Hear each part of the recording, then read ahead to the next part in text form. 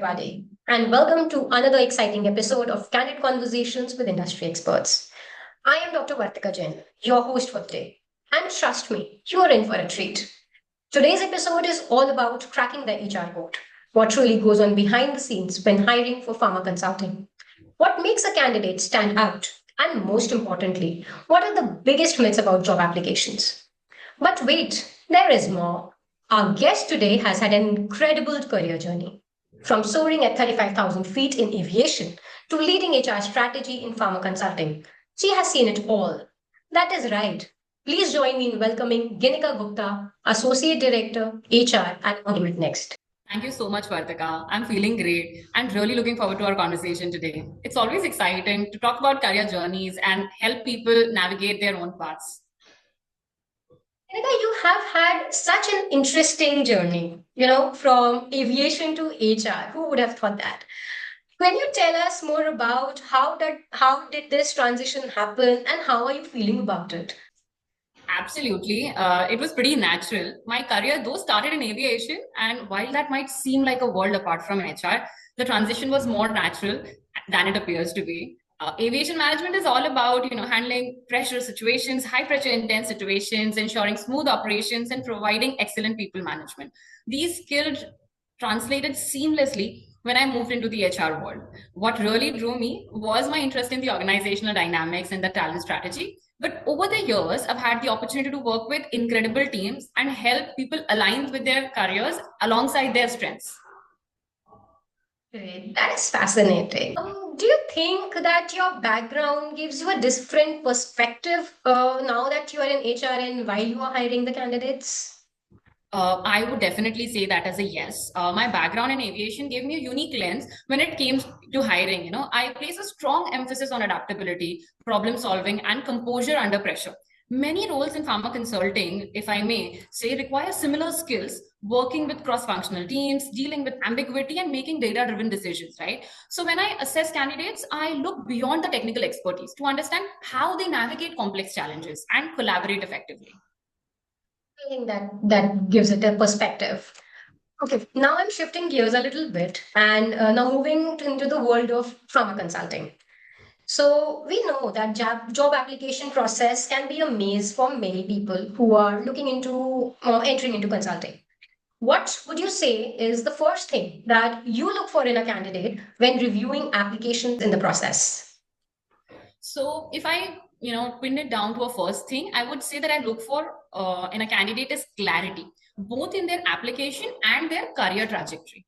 Right? Technical skills are important, but consulting demands a balance between expertise and strategic thinking. So I focus on candidates who demonstrate not just what they've done, but why they've done it and how their experiences contribute to the bigger picture.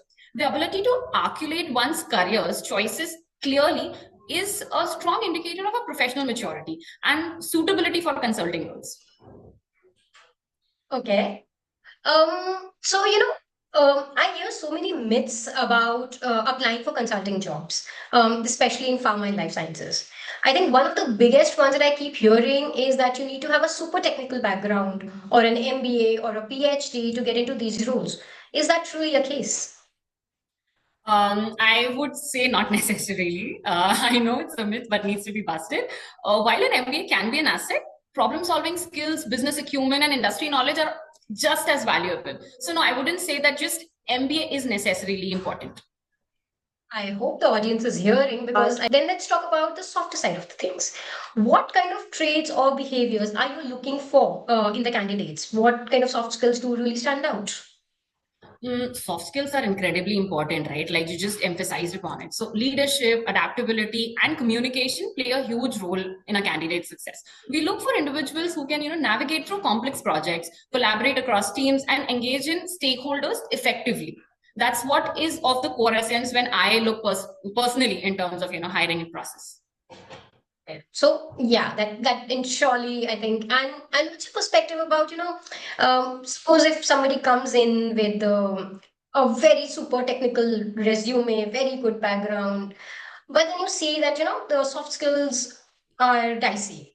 And then there's another candidate when you see that, the person is not absolutely, technically sound, but has the ability to learn and is, mastering the soft skills. And you have to choose between the two candidates.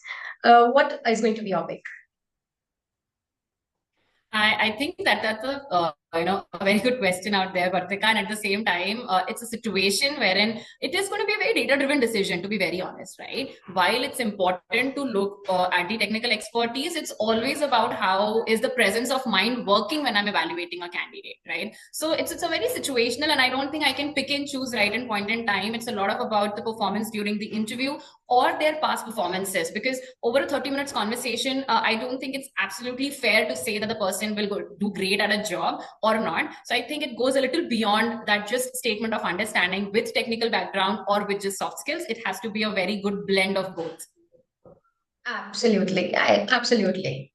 Kinika, just in this beginning of the interview, you mentioned about candidate clarity. Right, I'm coming back to it. That sometimes candidates do have very impressive resumes, but once they are in an interview, they struggle to articulate why they are interested in consulting or why they are transitioning from, let's say, clinical roles to more strategy-based consulting positions. What do you think then makes a candidate stand out in that area? In this say I would say that communication skills and self awareness will play a lot important part. So while you're appearing for the interview and you're not able to articulate yourself, if you're aware about how you've done it, and at the end of the day, without using any fancy jargons, if you're still able to put your value that you're going to put into the system and on the table, I think that was the key. And passion for healthcare industry is another key trait, right? When you come genuinely with a passion, it helps you solve complex business problems, and so they can break down the issues and think critically and articulate their insights about this. And I think that definitely will make them stand out. Great. Right. So I think I'm sure that now listeners would understand what the HR is actually looking for when they're interviewing them. Now let's talk about some do's and don'ts in the resumes, and I think that is one very important thing.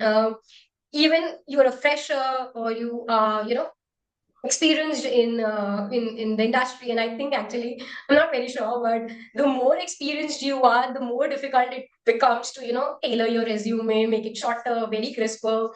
So let's first talk about the major do's that candidates should take care of while writing their resumes.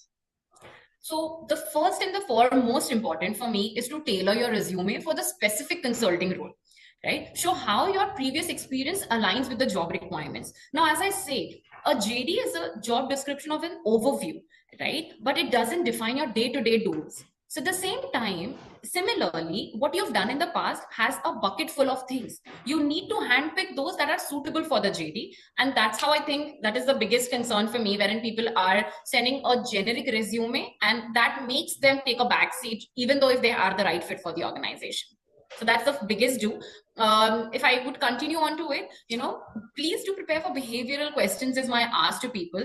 We would want to know how you've handled challenges, leadership, and problem solving in the past. And having those right examples in place or situational, examples in place from your previous experiences, be it in the college, be it during work in a previous organization, I think that comes in very handy as well.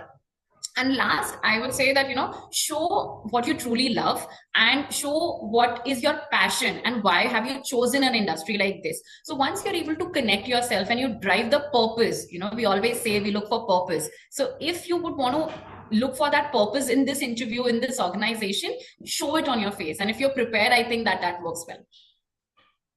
Absolutely. One thing I would absolutely resonate is people, please tailor your resumes. You cannot just send, a marketing driven resume for maybe a strategic consultant kind of a role. You need to tailor it. So now that we've talked about the do's, Genika, what are the major don'ts? Something that puts you absolutely off when you see a resume. So I would say at the first look of it, if you've not formatted the resume, I don't know how many people emphasize on it, Vartika, but having those various fonts and colors on the resume puts you off the professional list. I will be very honest about it. Then one size fits all approach, like you just said, right? You're a marketing profile and then you're sending it for a consultant role, doesn't really work that way, right? And being very vague about your skills or experiences, right? Now, I'm just, I'm a problem solver, but there is no way that you can actually articulate or give me a situation wherein you've understood or your problem solving skills were enhanced or, highlighted. That again, very vague examples when you code or very, very vague experiences people are writing. Absolutely a no-go. And then, of course, underprepared interview candidates, right? People are not emphasizing enough. And with the Gen Z that we are bringing in, Vartika, I think it's very important to highlight people watching this video and people attending these sessions as well, wherein we speak. Please prepare physically appear people as well. Your appearance on the day of interview stands out. That shows your interest in the role in the organization and your interest for getting a job that you want to value yourself with, right? So people are not coming in with proper attire itself. Walking in with casual clothes for an interview is a very big turn off for me. I have like people who like to understand that there is a professional barrier. I'm not saying that we need to confine people in a box and only formal attires, but at least have a little polished look that makes you look more confident, and that makes that you. I think that gives you a confidence as well that you're standing apart from the crowd. So if everyone's dressed like the same, you at least look more professional. And I think yes, that has made me win a lot of places and conversations. I give it back to the people saying the same, that please prepare yourselves, please invest those 10 minutes, look yourself in the mirror, and that really is important for you. And of course, when you're coming to the interview, whichever the organization is, do your little research about it and knows what the values that they look for, right? So for an 11 o'clock interview, and I'm as an organization, I feel that I'm very punctual, okay? And I see if someone is coming for an 11 o'clock interview at 11:30, that's a mismatch. That's a big mismatch, and that's wherein you've made your first impressions.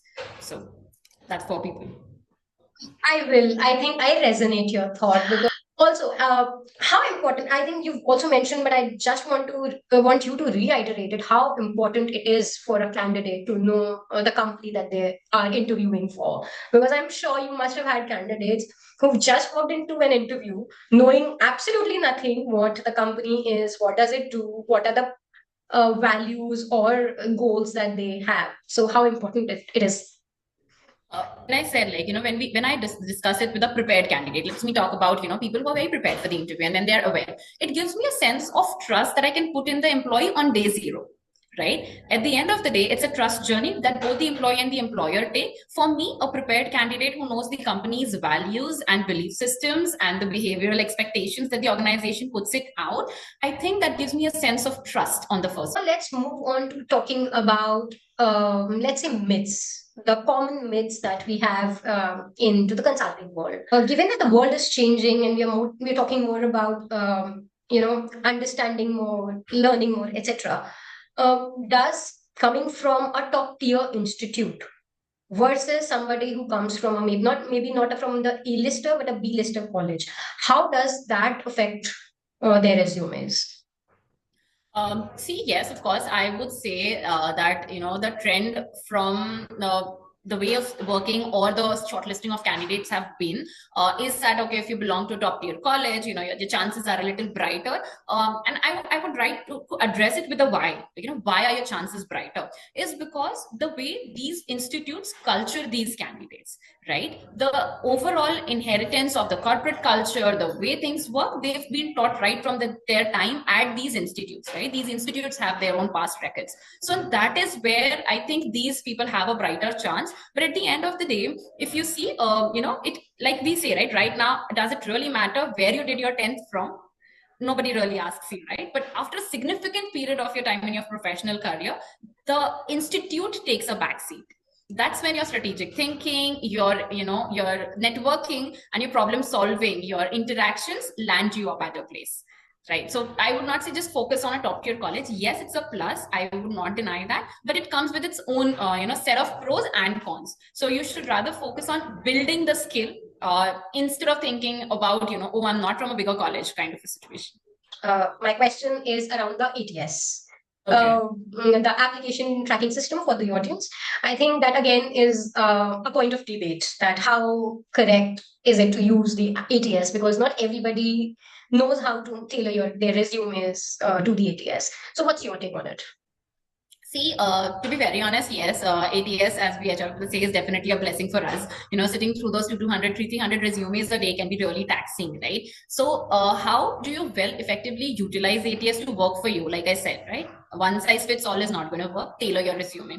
You are able to understand the job description. You catch those keywords, right? And that is what the ATS at the end of the day is looking for. As an HR, we would put those keywords in the ATS. It's no science at the end of the day. We are still humans behind that tool as well. We ensure that those keywords are exactly in alignment with the organization goals and the job role, right? So if you're able to incorporate that, your chances are brighter at the end. I would also highlight the fact that there are a lot of tools that are available online now to assist you to be able to tailor your resume accordingly. At the end of the day, people performance is going to still take over, right? How you perform in that interview, your resume might get selected, but at the end of the day, if you're not able to put the facts in front of a person, it will not help you. But how do you navigate through ATS is reading the job description. Just don't click the apply button because you saw a senior manager open position somewhere, right? In consulting, please go ahead, read the resume and read the job description, I believe, and ensure that you have those right keywords in place. And I think you've got the secret. Please don't tell anyone. Absolutely. It is going to be a secret between you and me. Okay, now that we have been talking about the myths, let's also touch base your weak nerve here, the myths about the HRs. So, what is that one thing that candidates get absolutely wrong about the HR professionals? One thing, Fun Fridays, I would say. But jokes apart, I would say the biggest misconception about HR professionals are that we are just gatekeepers, right? No, Yeah. we're not just gatekeepers. We are strategic partners who help align the talent with business goals. And we are working closely with teams to ensure that the right fit both for the company and the candidate, right? It's important that we listen to the part of the candidate as well. I always ensure that when I am onboarding a candidate, I emphasize on the probationary period part, that probation period, like we say, it's for you and for us to understand, are we both the right fit for each other? And I want people to look it from that perspective. I call myself a person who's a HR for the future, which means I want people to be aware about their rights as well. So it's important the employee or the candidate is aware that they also need to find the organization as amicable. It's just not about drawing that paycheck at the end of the month. Yes, guys, HR is not the most bad guy, the famous bad guy. They are also torn apart between the candidate, the employees, and the organization, finding an amicable place for both to coexist. Okay, so now Kanika, the most famous that some believes that HR is only called for the conflict resolutions, or their role is primarily the fun Fridays and the Rangoli. I'm sorry, but the Rangolis and the fun Fridays. One, how irritating is that for you to keep hearing that you are an HR, must be having fun doing the rangolis or logging in at 5, logging out at 5. Is that the full scope of what HR does, or is it more to their role in shaping the work environment? My God, you've touched the pain point, Vartika. Okay, over the years, all I've got is those HR memes in my Instagram, also in my personal life, at home, everywhere. The common myth of Rangoli making and Fun Fridays is just not leaving me. But it's just much more than that conflict resolution, right? We help shape the company culture, drive talent development, and create policies that support the employee well-being. Our goal is to make the workplace better for everyone, right? I'm a part of that ecosystem. I'm a part of that community. Any policy that I created does not mean that I am not a part of that. I'm equally supposed to abide by those. So we also have to ensure that it's a workplace synergy for everyone, and that's where people, I think, now are trying to understand, and people are coming into the understanding of, okay, HR goes beyond those things and beyond the hiring factor. There are multiple things that go behind the scenes that probably unnoticed to the regular person looking at just organization. But yes, there is a way bigger scope, ending into those strategy discussion with the leadership team, ensuring that, okay, fine, how much hiring do we require for this certain project and what sort of role it's going to be. It's a very big bucket, and the list is endless. Also, that the role of the HR is just restricted to kind of the final formality round or just negotiating the final paycheck. How true is that? No, not really. Again, like I said, right? It's important to culturally align, right? So it's not about those exit interviews or just the paycheck. A time, and again, like a 30, 60, 90 is what, we've been trying to follow over here, like a 30-day check-in, 60-day check-in, 90-day. People might find such activities redundant, but at the end of the day, that helps us create a data-driven decision, right? At the end of the day, if something's not working out, it's important to have that data in place. So that paycheck is just one monthly activity, right? But there are 29 other days in that month to ensure that the system is up and running. If there is an exit, why is an exit? Like we recently also spoke about that, exit is not a taboo. It's just a part of your professional journey. It has to be in synergy with both, right? The employer and the employee. It's a shared responsibility. So HR is the last person in that. I would say it's more about the hiring manager. It's more about the reporting manager that you're working with. The team needs to align. The business objective needs to be fulfilled, and it should not harm anyone in the entire conversation, right? Neither the employee nor the employer. And I think then we are good to go about it. Can any more truth be spoken?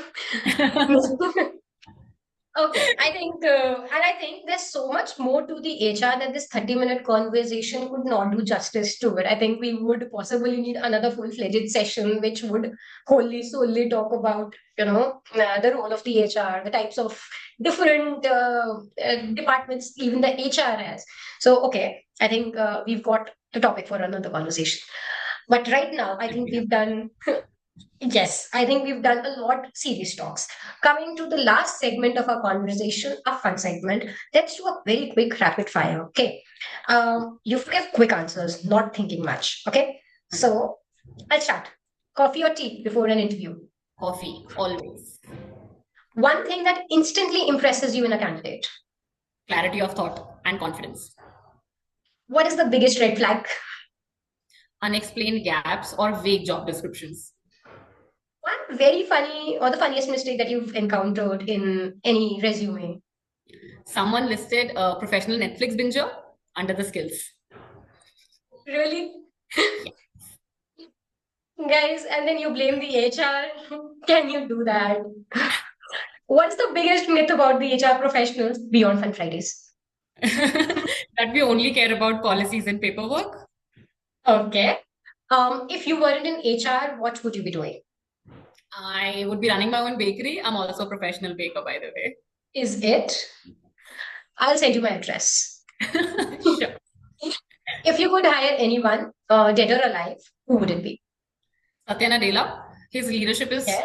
in digital transformation and the people-centric approach that he's had and innovations, truly inspiring. Okay. What's your guilty pleasure? Binge watching crime documentaries. Crime documentaries. Yes. Don't know Nice. Nice.